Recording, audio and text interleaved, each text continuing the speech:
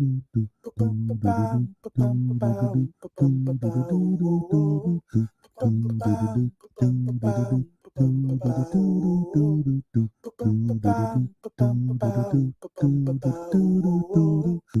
your hands, don't touch your face, wipe things down, clean up your space. When you cough and sneeze, do responsibly. If you feel you're getting ill, isolate at home and chill. No, you're not alone. Please pick up your phone and call 206-477-3977. King County 206-477-3977. Public Health 206-477-3977. King County 206-477-3977. Public Health Community Radio Station will provide you with more information. Say Rainier Avenue Radio.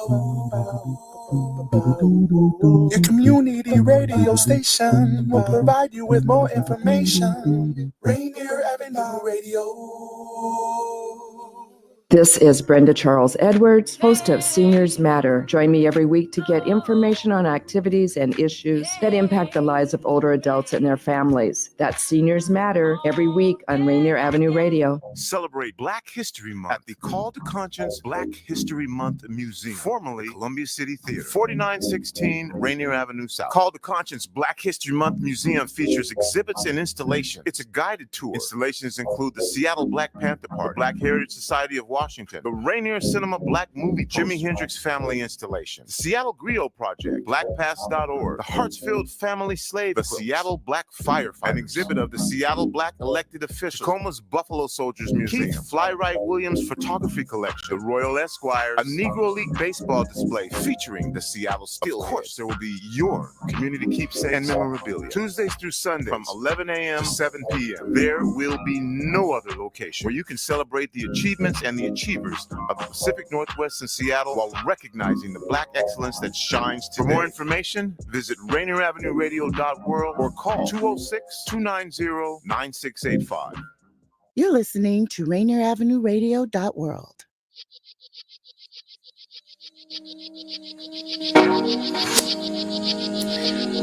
Good afternoon, ladies and gentlemen, and welcome to WIAA Primetime.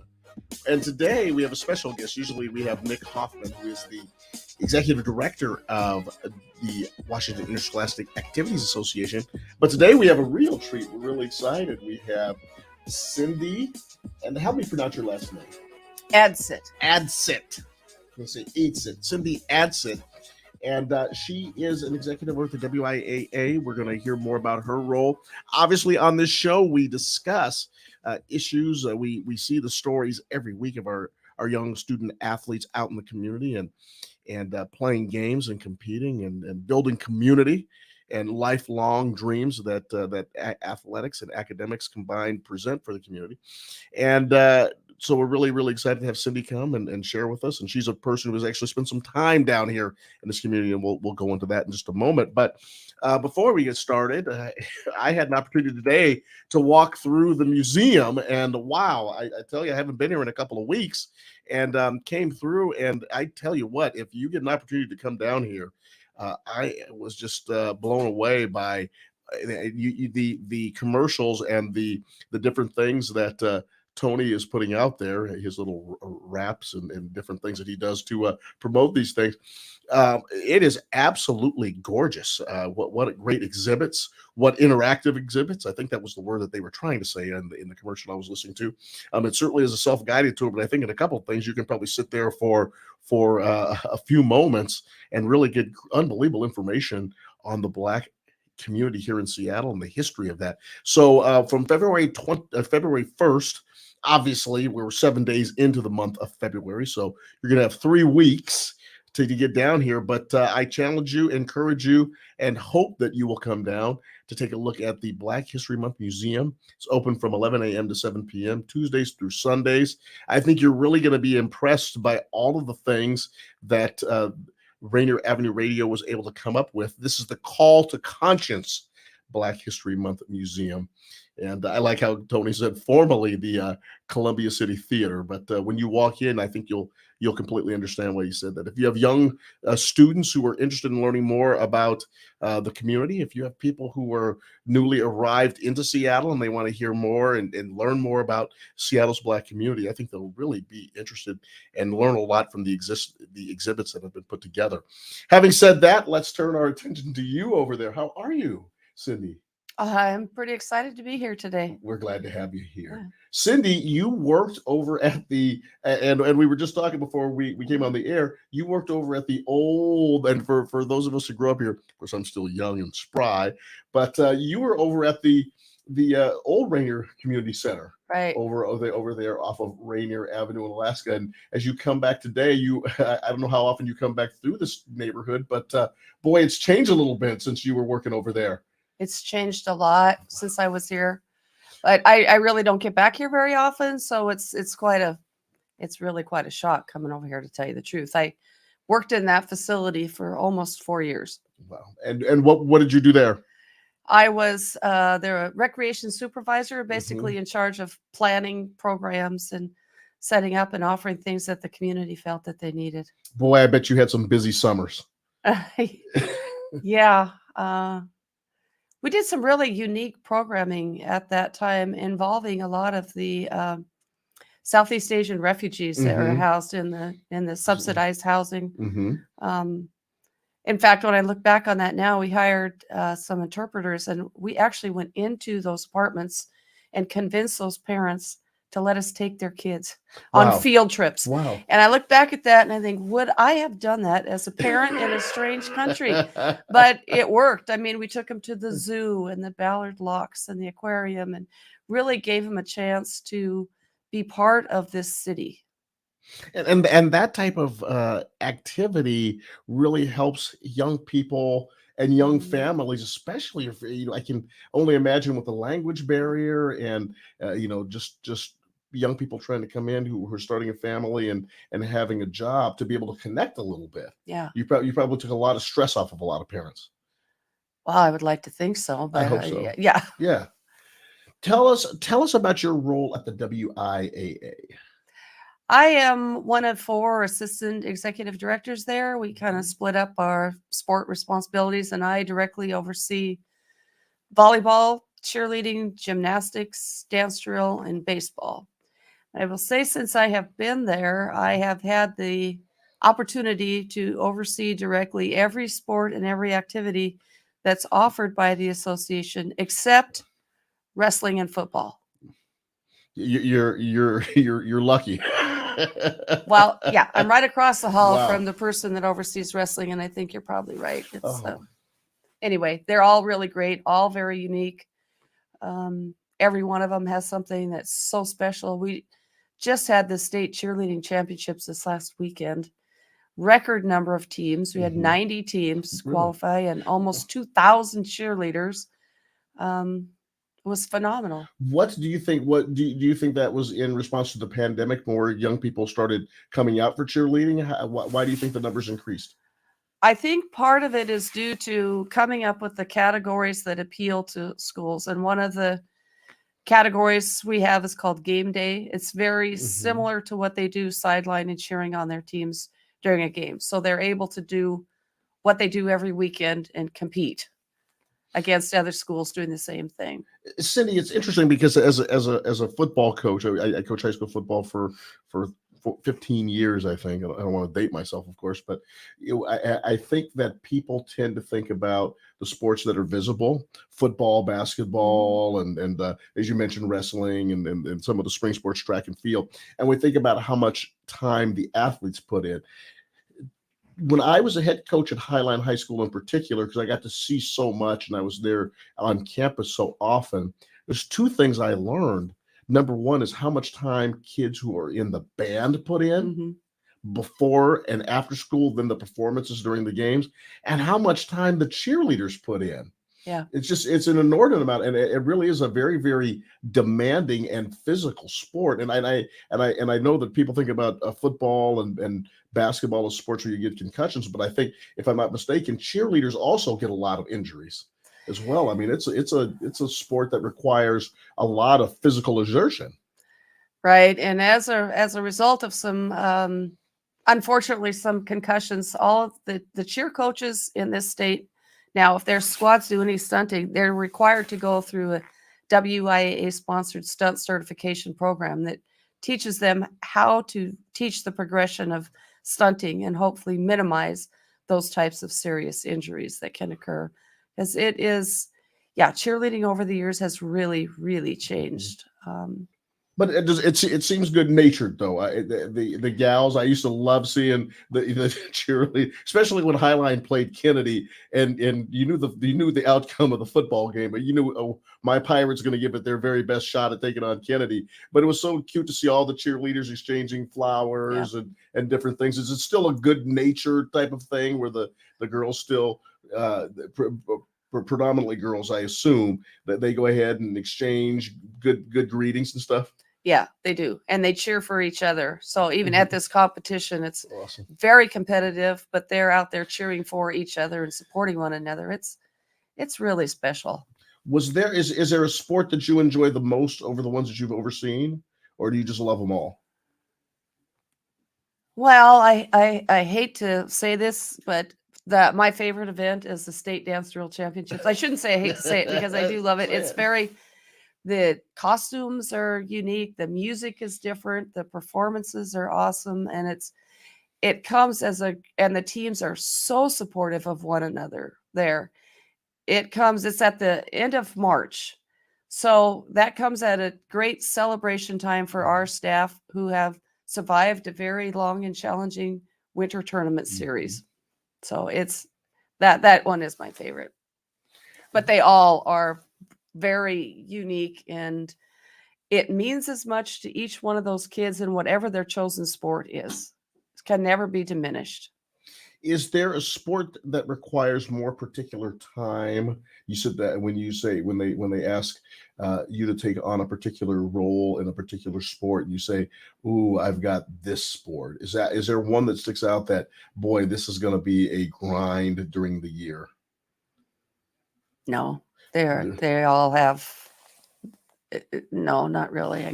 You say they all require a lot. Well, there's really a lot of focus because so many people follow basketball. That probably is the one that takes the most energy to put on those events because they are very high profile and so many people are attending that this takes a lot of preparation to try to cover all the bases before we get there. Fancy that, Daniel. We don't know much about basketball here, do we?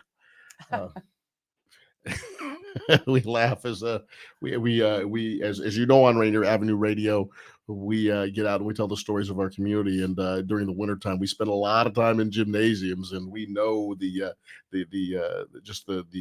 sheer result of basketball. How many people participate in that sport? I'm Juan Cotto. I am your radio personality here on WIAA Primetime on your community radio station, our community radio station, Rainier Avenue Radio.world. And I'm here with Cindy Adsit, who is an assistant executive director of compliance at the WIAA, the Washington Interscholastic Activities Association. And we're just sitting here having a nice chat about her role and the fact that she has spent time down here in the Rainier Valley, where you can come and see the museum. This is just a wonderful event if you get an opportunity over the next 21 days now to come down here. Tuesdays through Sundays, 11 a.m. to 7 p.m. at the Columbia City Theater is the Call to Conscience Black History Month Museum. And it is quite a presentation that our friend Tony B and company over here have put on. I think you'll really enjoy the opportunity to come and learn about the history of Black Seattle and its elected officials and its business leaders and so much more. It's really comprehensive. And I doubt you'll just spend 15 minutes here. If you come down here, please kind of schedule yourself. You'll need about 90 minutes to kind of really get into all the stuff that's down here, and I'm sure that the community will appreciate it. When we were talking before the show, Cindy, I was asking about some of your tenure down at the Rainier Community Center, and I was asking, were there any special athletes or young people that you grew up remembering? And you mentioned one person in particular, and she has called a couple of basketball games with us here on Rainier Avenue Radio, and she's such a wonderful person. And I was hoping you kind of share with the audience who that person was. That's the one and only Joyce Walker from Garfield. She was a phenomenal athlete when she was in high school, went on to a terrific career through college and beyond in the pros. And I had the great benefit of watching her when she was coaching too. And honestly, I said, I really enjoyed just sitting behind her, sneaking up behind her and sitting behind her on the bench, because she is so knowledgeable, encouraging, supporting. It was uplifting to just be around her. And I was so excited for the kids that had the opportunity to benefit from her expertise. So yes, I'm a big fan of Joyce. She has such tremendous passion for the game. Yeah. And she has such tremendous passion for kids. She's so unique at that. Like you said, we called the state championship game a couple of years ago down at the Tacoma Dome. And it was just so interesting because when Garfield won the championship game, they all came over to Joyce, which was really cool. But it really speaks to who she is and how she really connects with young people through the game of basketball. Mm-hmm. And so now, did you play basketball? Did you play sports growing up? I did. A little bit different back then. I grew up in southeastern Montana, a little tiny high school. There weren't a whole lot of sports for girls at that time. And my first 3 years in high school, we played 6-on-a-side basketball. Now people get really, I'm just going to say it's harder because it's actually 4-on-4 is what you're playing. Tell me about that. So there are 6 people on a side. You have 2 stationary forwards, 2 stationary guards, and 2 rovers. So the rovers go back and forth. So it's basically 4-on-4. And during my junior year, the Montana High School Association said they were going to take over girls basketball, and it would become 5-on-5 like the boys. And we fought that.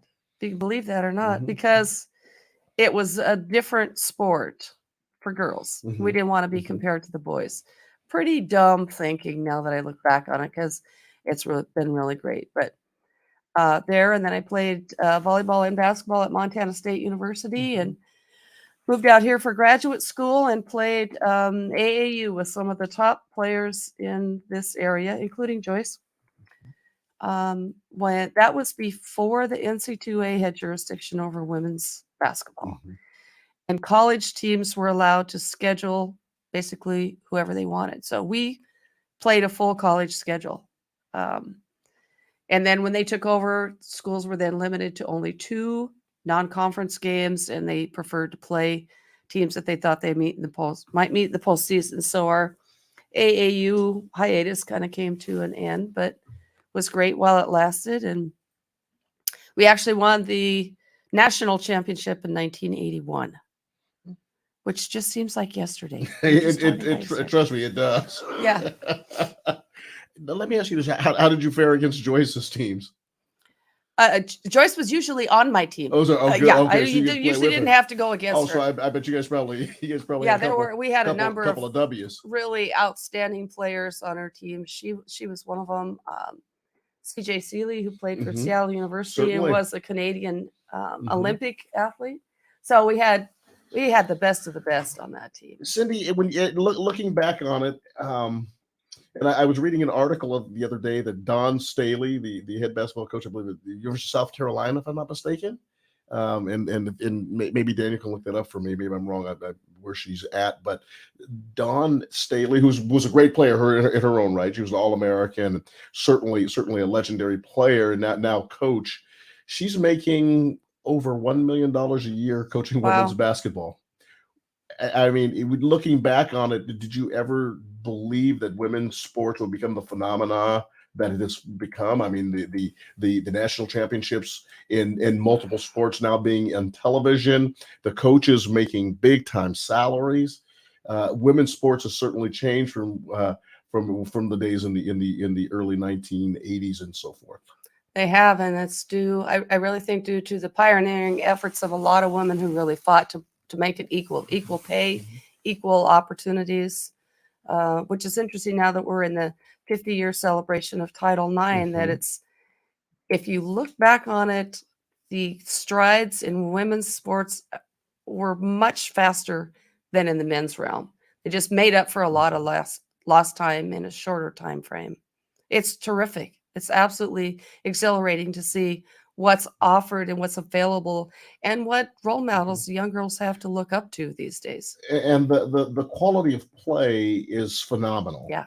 It's especially in basketball, and we look at that, and we certainly see it here at the local level, just how fast the game is and how skilled the girls are, and certainly a lot of time and effort and the select teams and the nature of everything, which is proliferated through high school sports, and certainly as the girls now move into their college careers. But I'm amazed at the quality of play and just the speed that goes along with it. Absolutely. It's a true, it's always impressive to me to watch because it's such a team effort. How they, maybe not always the most skilled, but they bring the best out of everybody out there because they work together on it.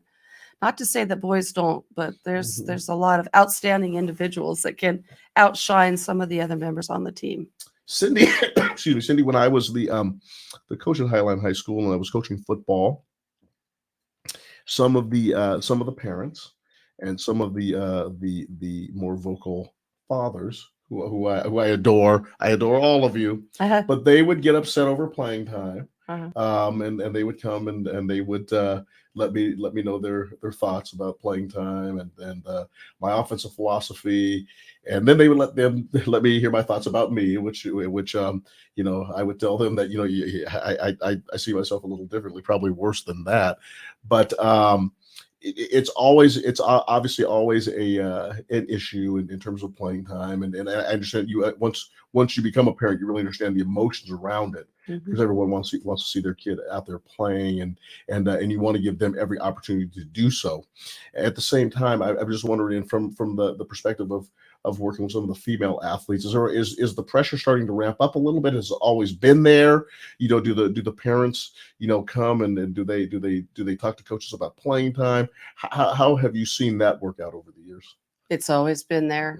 You may or may not be surprised how many of those parents call the WIAA office expecting us to step in and say, yeah, you're right, your son or daughter should be getting more playing time, which that's totally outside of our realm, but it's just as prevalent there. It almost feels like that's a part of human nature. I mean, the parents want to see their child play. Sure. You have a regulator and administrator in terms of the coach who's trying to put a team together, and it just seems like sometimes that's always going to be an issue. And I guess in regards to administering this as an administrator for a state association, what do you say to those parents, or what can you say to those parents? Well, that you appreciate that they are willing to advocate for their child and that they're so involved, because a lot of kids don't have that benefit of parental involvement, but they need to keep it supportive, and they need to be the parent cheering and encouraging them on the side, whether they get 2 minutes or 20, and that they have to leave the decision making about playing time up to the coaches. It's so interesting you say, because I had a parent who came to me and they apologized. And we had so many single parent players on our team. I said, it's okay. You don't need to apologize. It's your kid. I expect you. I'm glad somebody's emotional over their child. And you're absolutely right. I mean, the kids, I just remember that, those kids who they didn't have a parent who would come. And someone told me the parents must drive you crazy. I said, no, I think parents who don't advocate for their children are crazy. So it really is. But you're absolutely right. Turning around and hopefully making that paradigm makes it a little bit more acceptable, I think. Yeah, there's a place. There's a place for it. all the way Yeah. all the way. It can be a little misguided every now and then, but just sometimes. Tell us about that leads into. Tell us a little bit about your feeling around the value of sports. Obviously, you had a really good experience, an experience that's built a foundation that you continue to sit upon, and you're still involved in sports in such a unique way. Tell us about the value of sports and how you see it today in today's young student athletes. Well, I want to go back just a little bit to when you talk about single parents. As I was raised by my grandmother who had to work and couldn't come to any of my events. So I want to know what it's like to be out there and not have somebody there, not because they don't want to. I found that a lot when I worked here in the Rainier Valley. A lot of the parents did not have the means to get to games because they relied on public transportation. Yep. It's very challenging, difficult. So whenever a parent can be involved, I think it's a wonderful thing. Sports really builds communities. As a parent going, you'll run into another parent at the grocery store or the post office. It brings communities together in a way unlike nothing else. It's such a special time. And anybody that's advocating for kids needs to be commended. Hopefully we can keep that going in a positive direction. Cindy, it's really interesting. I grew up here in the Rainier Valley, as I shared with you. I went to 2 Catholic schools. I went to St. Edward's down here in Columbia City, St. Paul's over in the south end of the city. Then I ended up going to, oddly enough, my mother was a Garfield High School grad, and she grew up Catholic. And she said, I want my oldest boy, my first boy, is going to go to O'Day High School. And I ended up going to O'Day High School, and certainly I can tell you this, 40 years later, it was a tremendous decision. It's really built a foundation. It was the right school for me. I needed the discipline. I needed the structure. I needed to get kicked in the tail a little bit, and got that more than my share, but deservedly so. But it really helped. It really helped me. But obviously, the private schools and the Catholic schools, the private schools and the public schools. Sometimes we get in these conversations that there's some inherent advantages that the private schools have. But in Washington State, they play together. And I was just wondering, certainly now being a parent who has a son at a private school.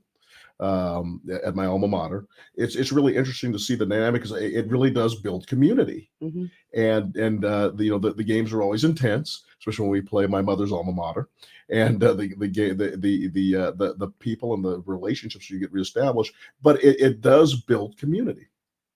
It does, and that is such a beautiful thing about sports. Tell us about that. I mean, in terms of in Washington State, we play the public and the privates together. Is that an unintended outcome of that? Is the community building? Do people share that?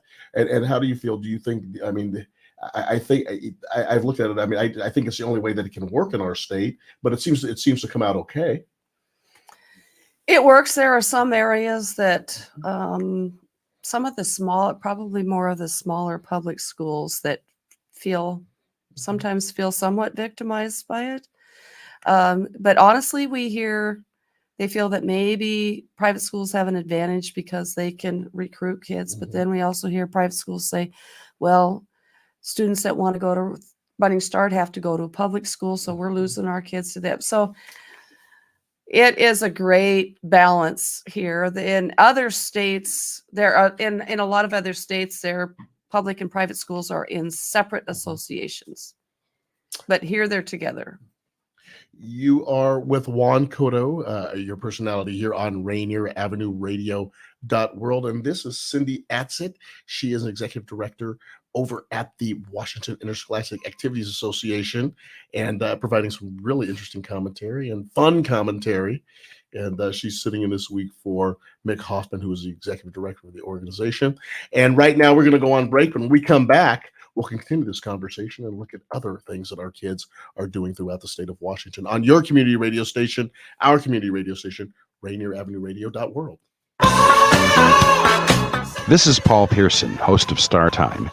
And when I'm not shouting "Badia" at city council meetings, I'm listening to Rainier Avenue Radio .world.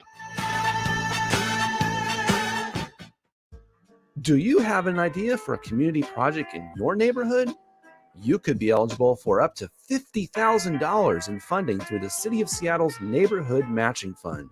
Grants are awarded to grassroots projects that build stronger communities, with an emphasis on projects led by impacting Black, Indigenous, and people of color BIPOC communities. To learn more about the Neighborhood Matching Fund or to see if your project meets the criteria, visit seattle.gov/neighborhoods/NMF.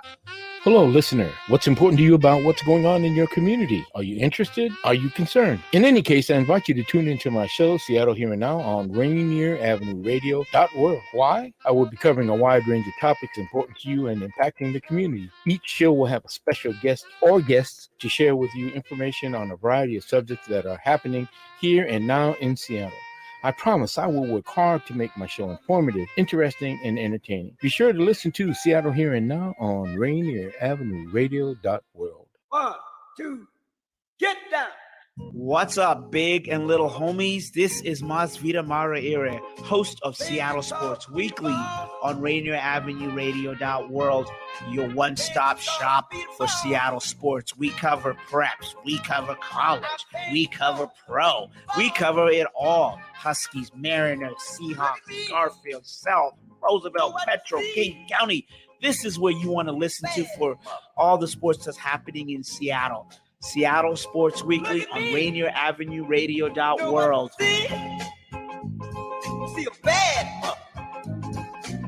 Generational wealth. Generational wealth. Generational wealth. What is generational wealth? We asked our communities, and this is what they had to say. Generational wealth is knowledge, whether knowing how to heal yourself from plants, knowing how to stretch your body right, and knowing what to do when you need to take time or space to get to know yourself and to grow as a person.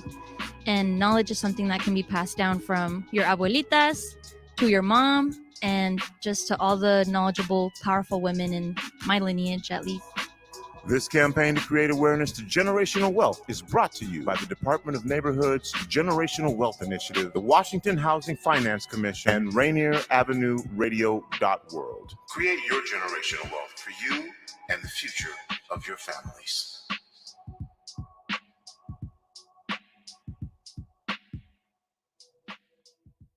This is Rainier Avenue Radio World.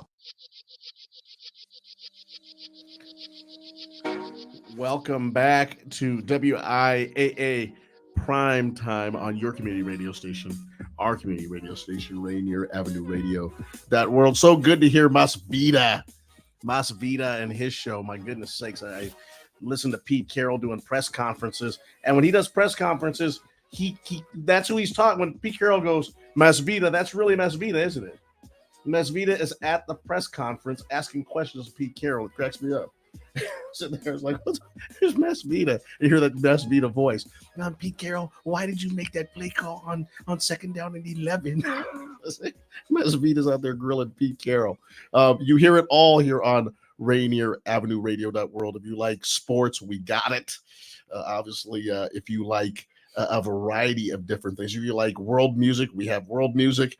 If you like jazz, we have jazz. If you like talk, we have that in a variety of different formats. And if you like to talk politics, boy, it is starting to heat up. Daniel, someone is playing with the temperature here in the city of Seattle. Every single city council member doesn't want to run. City council members are like getting regular jobs now. And Teresa Mosqueda is running for the King County Council. So it is going to be a hot summer of politics on your community radio station, our community radio station, Rainier Avenue Radio World. If you like to listen to that, if you like to listen to politics, you're going to hear it boiled 220 degrees El Fuego on your community radio station. And that's going to be a lot of fun this summer. And if you are in the area on Rainier Avenue, I'm just thinking about, baby, when Teresa Mosqueda said she was running for King County Council, I was like, it's going to be hot this summer.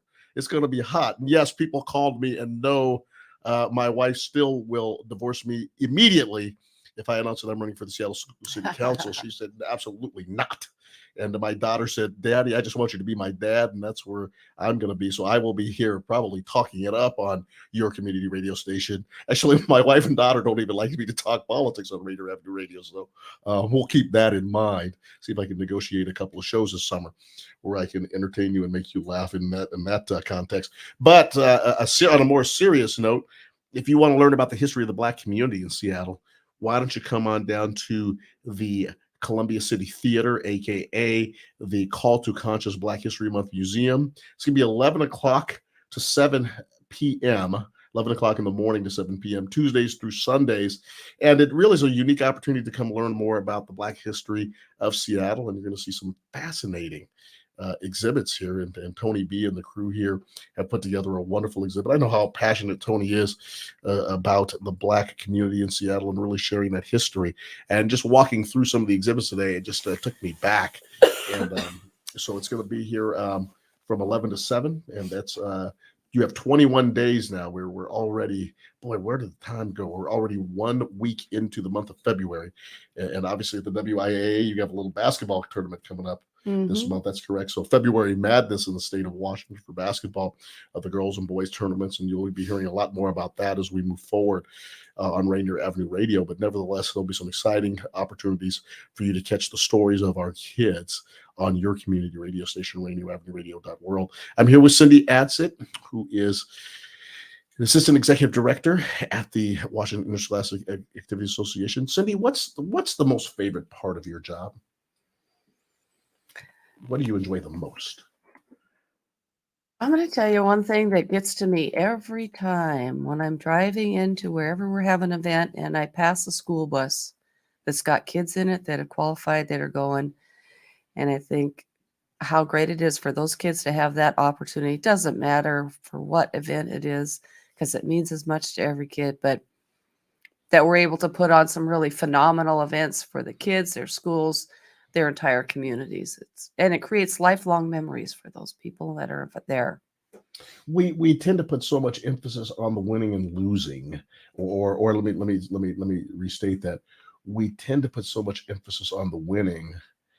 In high school athletics, participation, just and don't get me wrong, and anyone who's competed against me in football knows. I mean, I is in the words of Coach Herm Edwards, I play the game to win the game, and I think I owe that to my opponents. I think I owe that to the kids.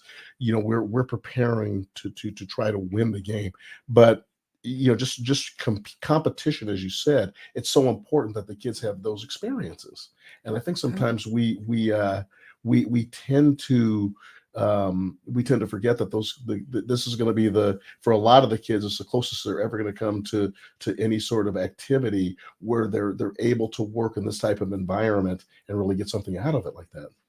Well, and they learn how to deal with adversity. They learn how to rise back up after maybe you've lost the game, or maybe they missed a shot that was going to change the outcome of the game. They learn how to work with people that maybe they wouldn't choose to be friends with. And that's what all of us wind up doing in this lifetime that we have, is learning how to get along, how to be a contributing citizen. And the sports can help in so many ways to help them with the skills that they need to become productive, contributing citizens. How do you see athletics and academics combining to help develop the kid in those areas? Oh, that's both of them are important. And I think there's more life. I couldn't tell you a single class, remember much of any of my classes from high school or college, but I certainly remember a lot of experiences that I had playing sports and how that has impacted me now. And I think it will continue to do so. It's just very special time. It does go hand in hand, and we say that interscholastic activities are really an extension of the classroom, which means we try to maintain or believe that there should be decorum that's maintained on the court or the sideline, whatever the sport may be, because there should be the same type of behavior that's going on in the classrooms. It's not always the case, but that certainly is the goal. Cindy Adsit, who is the WIAA, and for those who are wondering, the Washington Interscholastic Activity Association executive director or assistant executive director. Mick Hoffman is the executive director, and he's usually here, but he's taking a little time off, and we will see him, and always appreciate his candor and forthrightness as he answers these questions. Cindy, I'm going to ask you a couple of random questions, just things I've been thinking about in regards to sports, and just Juan versus Cindy as just some observations. I went to a basketball game a couple of weeks ago. The girls were playing the later part of the game, and the two boys teams came in, and all the crowd came in. And this may be a district issue, but I'm just wondering your perspective. The boys game came in, and the boys played earlier. They played the 5 o'clock game, and I think the girls are playing the 7 o'clock game. And the boys game went on. And there was a crowd of about 1,500 people. It was a raucous environment. And then when the boys' game was done, most of the gym left. Mm-hmm. And then the girls played to about, maybe 250 people. And I was wondering, why don't we have the girls' games before the boys' games? Oh, that's one of those things that says really as a result of Title IX, equal opportunity, equal prime time, and prime time is varied based on, and sometimes depending on who's playing, sometimes the girls attract more than the boys do, so they alternate so that both boys and girls have the opportunity to experience both sides of that. And that's how our state tournament schedules are set too. We alternate boys and girls playing in the final game of the night on that Saturday night. I went to a wrestling tournament in the state of Oregon when I was in college. So we're talking a few years ago. I won't say how far back, but I was in the state of Oregon, and the atmosphere that night, there was a young wrestler there who had won 3 state championships, was undefeated in his district, and it was like a scene out of the movies. I mean, there was people lined to get in. It took us a half hour to get into the building. It was literally one of the most exciting events I've ever been to. And when the young person won the tournament or won the match, it was just a simple match. The place went crazy, and it was just amazing. I have not seen that type of popularity around wrestling in the state of Washington. Maybe in some of the smaller rural communities it is. I don't know. What do you think we can do to make wrestling more exciting in the state of Washington? Well, I'll tell you, the number of girls that are now participating in wrestling is growing at a phenomenal rate. Mm-hmm. I believe Washington may be the 4th highest participation for girls in the country. In fact, this year at our state wrestling tournament, we're adding a separate classification. So we'll have, if you haven't been to that event, you need to go to that one with 24 mats going at the same time. The place will be packed. It's very exciting. Is that at the Tacoma Dome? Yeah. It's a phenomenal show. I think part of the loss of interest maybe in wrestling is that the colleges don't offer it here anymore. But I do know that there's a group of former coaches and individuals who are really trying to get that back as a way to keep Washington kids in Washington instead of having to go somewhere else if they want to continue with wrestling. So it's a great sport. There was a lot of excitement around fast pitch softball. I understand we had fast pitch softball as a sport, and it just, from what I understand, a number of schools were participating, and kids were coming out for that. Are there other sports like that? I mean, are we going to see another sport that I see this becoming more and more popular is spike ball, where you hit the little ball on the mat? And it just seems like every time last summer I went out to a place, I mean, there were zillions of people playing spike ball. There's people who are, what is Daniel? Pickleball. Is it pickleball? Well, pickleball. But what's the sport where you take the big bean bags, you throw them into the holes? Oh, cornhole. Cornhole. I mean, are we at a time where we're going to start to see some of these activities? I mean, and I love pickleball, so don't get me wrong. I absolutely adore. I think pickleball's awesome. Are we going to see this? Are we going to see some of those sports in the WIAA? Well, the way that works is that it really comes from the membership up. So if a number of schools wanted to offer a sport and it continues to grow to the point that we meet our minimum numbers for a state tournament, the schools have to vote to add sports programs under the jurisdiction of the WIAA. Every school decides what programs they want to offer. Not all of them are under WIAA jurisdiction, but it has to come from a vote of the membership to add those. It's possible. Be interesting. Are there do you work and oversee esports? Yes. Okay. It's in a trial sport status. It's working up. Yeah. How is that? Because I know that the kids are these. It seems like every time you see a high school kid, certainly in my house, you see a high school kid. Although the phone was confiscated, wasn't it? But it hurts me to confiscate the phone more than it does to you losing your phone. So I hope you're taking care of it, the things you're supposed to take care of, so you get your phone back. Because, boy, your sister looks at me like I'm a heel when I take your phone from you. So take care of it, so I'm not the bad guy. But that's just a personal message. But it seems like the kids have their phones and they're completely, and I obviously I understand we're in a tech revolution in our human existence right now. But how has that test period worked out for this particular thing, for the esports? It is continuing to grow. And you know what? It provides an avenue for kids who probably would not normally compete in any kind of sport. It gives them the opportunity to feel like they are a contributing member of a team and develop all those same benefits that kids in sports do.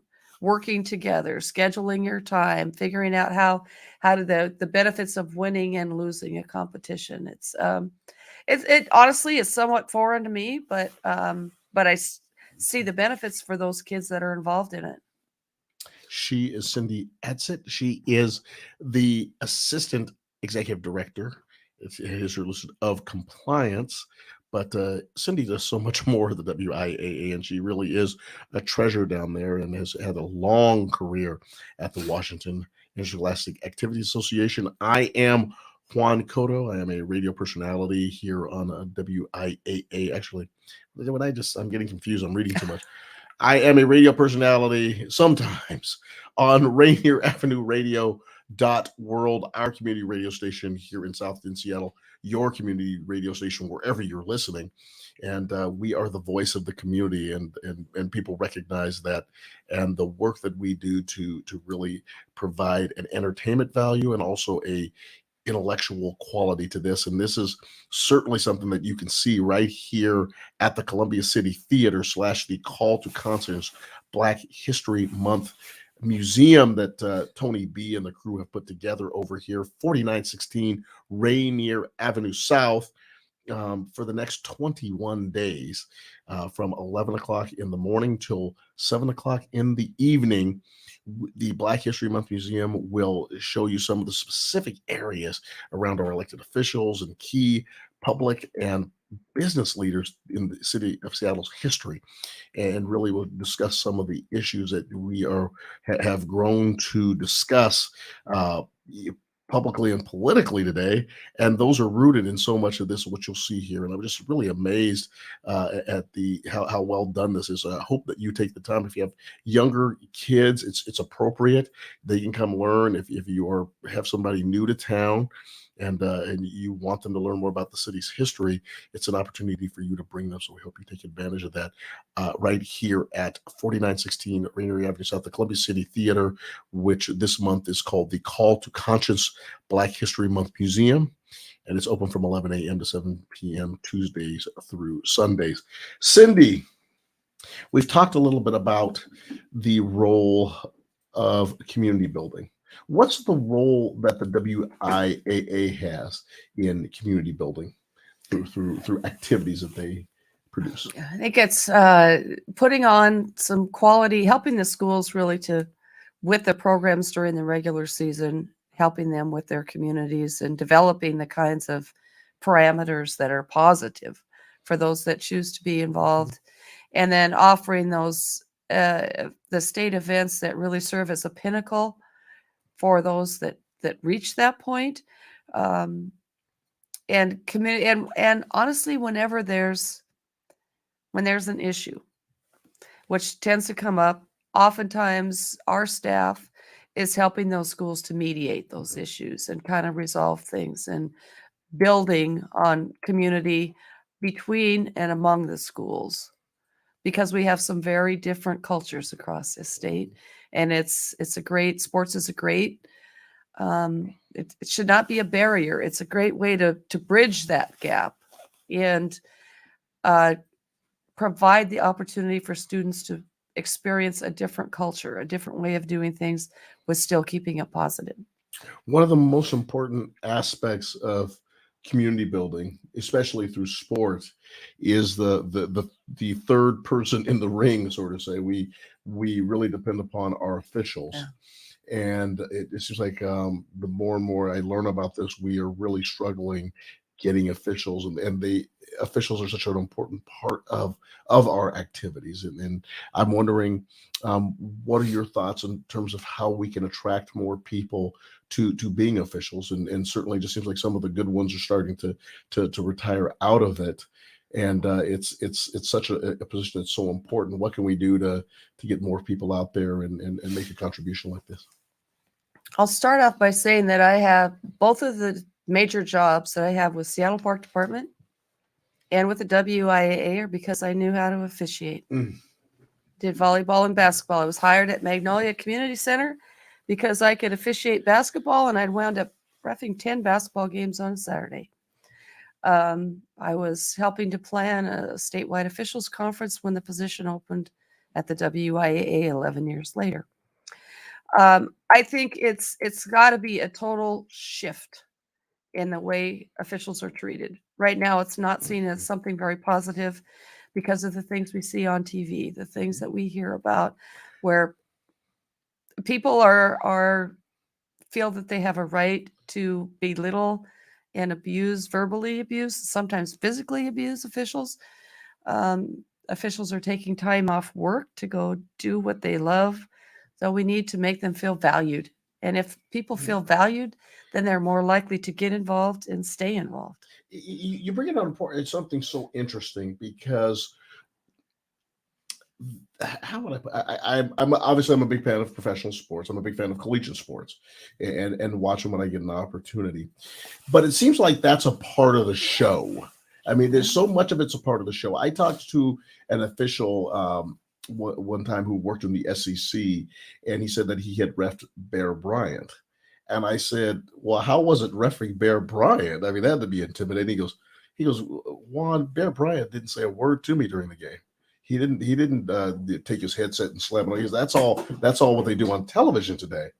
And does the impact of what our coaches and what our community see on television really impact what we see? Thank you, Daniel. Does that really impact what we see? And I guess maybe even what the expectations of what high school coaches are supposed to do? In some regards, I think it is. Yeah. They see what they see the coaches do on. I oversee baseball. So we have a real issue with high school coaches who want to emulate the MLB coaches. And it's not appropriate for the high school level. It's just not. So that's what they see. That's what they think is okay. And a lot of parents think that. And then sometimes the kids do that too. That if you don't like what's going on, it's okay to take a swing at somebody. Mm-hmm. No, it's not. It's so interesting too, because we had a manager here named Lou Pinella. Yeah. And it was fun to watch. It was, I mean, I coach a little bit differently than Lou does. But it was, I mean, when he would go out, he would throw the tantrum. And stemming from conversations I heard with George Steinbrenner or Lou Pinella, George Steinbrenner told Lou very early on when he was manager of the Yankees, when you get thrown out, put on a show. And Lou realized that that's what the fans of New York kind of came to see. And certainly in his managerial stops when he came to Seattle, we got frothed up and doing it. But it's interesting because when I coach high school sports, I think there's a responsibility to behave well. Right. And I think that we're modeling this to the kids. And I just wonder if it's going over the top a little bit, just in terms of the reactions we see on television. Well, definitely it is. It's probably more evident in baseball. But baseball right now is the only sport where coaches get to walk out into the field to play and challenge an umpire. You don't get to do that in any other sport. Football, you don't dare come out of your coach's box, right? Basketball, you better not come off the bench. So it lends itself to some very uncomfortable situations. So it probably needs to be some shift there. I remember I came out of the field and the guy said, Juan, get off the field. I said, hey, Bob Bourget gets to come out of the field. He said, Juan, you're not Bob Bourget. Get back on that sideline. And I sprinted back. I said, yes, sir. But it really is. I mean, the other thing too is I think that what can we do around the expectation of parents? I've had parents. I didn't challenge a call, and I'm sitting there on the sideline. I could see that our player stepped out of bounds or the call was right, and I had parents complain that I didn't care because I didn't go out there and yell and scream and tear off my headset. What do you think we can do to educate the parents and our coaches? That's just not proper behavior. Well, it's a never-ending battle. I can just say that again. I mean, remind parents that their job is to be supportive, and if they think they can do a better job, let's get them out there to officiate the contest. But it's always easy. It's easier to do it from the stands or on your couch than it is out there on the floor, or coach for that matter. True. There's so many. It's a juggling act to keep all these things in perspective. One parent said to me, I could come out here and show you how to do this. And I said, I love you so much, I'm not going to let you do that. It's really interesting. The demands that are placed on coaches now. Yeah. And as you know, the administrative role, the academic role, making sure that the kids are going to class, especially in where I was coaching in low income and high participants who are free and reduced lunch. So 67% of the kids at the time in the Highline district that I was coaching were on free and reduced lunch. Some of them having parents at home, some of them being raised by guardians. You really have to balance a lot of things to make sure that your program is producing quality people, and the behavior of the coach, I think, has to be commensurate with that. Totally. The athletes always emulate the coach's actions. They always do. I hope so. Also having Sarah Cotto in the audience telling me you're not going to behave that way was always a like that. Tell us about the World Championship of basketball that you were somehow associated with. Well, it was a national championship, not a world. Okay. I will. You weren't a part of the '79 Sonics. No. Well, we used that as a fundraiser to raise some money for a summer basketball league that we were putting on for girls. So that was my involvement with that. I love it. Tell us about that. Dig a little deeper into that. Tell us more. Oh, to run at that time. Take it back. There were no summer leagues for girls. There were for boys. For girls basketball, there was nothing. So our AAU team decided, well, we're going to start one. So we had garage sales, and we sold balloons. So the Sonics were playing the Washington Bullets at the time, right? I remember. We bought about 10,000 bulletproof balloons that were called bullet. They had that printed on them. Okay, so this is what happened. They misspelled proof. It was spelled PROUF. Who does that? So we had to try to sell these things and found out you cannot take an inflated balloon into Key Arena or Climate Place. It was Key Arena at the time. I know it was. That was before Key Arena anyway. But after they won the championship, then they gave us free helium, and we sold a lot of bulletproof balloons during the Sonics celebratory parade. And that helped us. They were green and yellow? Not all of them, but most of them. So we used that money to put on a summer league that we played at Cleveland, had involved high school and college kids. How much money did you raise? I don't know, because we enough officiated enough to put it on tournament. It was It was an entire summer. The whole summer they played. So they got a T-shirt out of it, and we all officiated the games. It was a great experience. Cindy, that's incredible. Yeah. Thank you so much for taking your time to come and hang out with us today. Yeah, you bet. So Cindy Adsit, she is the assistant executive director. I'm spitting all over myself, Daniel. The assistant executive director of compliance at the Washington Interscholastic Activities Association, the WIAA, and Mick Hoffman is the executive director. And I know that you are used to seeing him here with me. He took a little time off, and he will be back. I think next week, and if not next week, the week after. I'm sure we will catch up with him in regards to spring sports on your community radio station, Rainier Avenue Radio .world. Until we come back, we will see you soon.